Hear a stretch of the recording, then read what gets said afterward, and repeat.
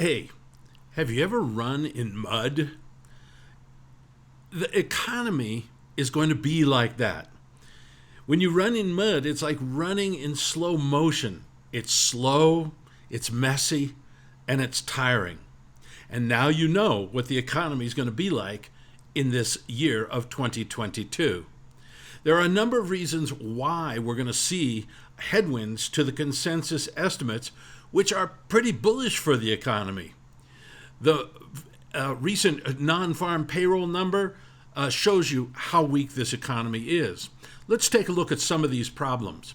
Number one, the fiscal cliff, which I detailed yesterday. Go watch that from yesterday. COVID restrictions and fear of COVID are still affecting the economy.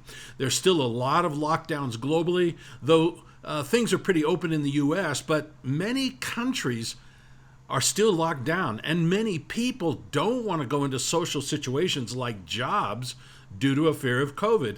So the labor shortage will continue to put a damper on the economy. Number three, global trade will contract. This will be due to the point above and increasing tension leading to cross-border sanctions. So we're seeing the potential for sanctions and sanctions between the U.S.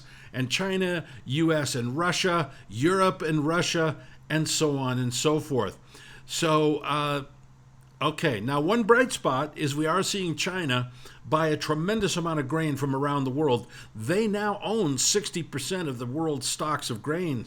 So that's a story for another day, but that's a good one. We're also going to see tightening Fed policy, which I covered earlier this week.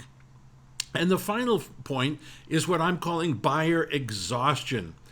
I know that's not possible, but all the pent-up demand created by the COVID lockdowns will have been sated, and spending will go into more normal modes, and there's not going to be any government giveaways this year as well. No more $1,200, $600 checks, anything like that. Now, what's the effect of all this slower than expected economy? Number one, it's slightly bullish for the stock market as the Fed will likely slow down their rate hikes. Once again, not expected by the market at all. It's slightly bullish for the bond market as a weaker economy will lead to ideas that inflation is transitory. Number three, slightly bearish for the dollar as weaker than expected economic strength will reduce the attractiveness of U.S. assets.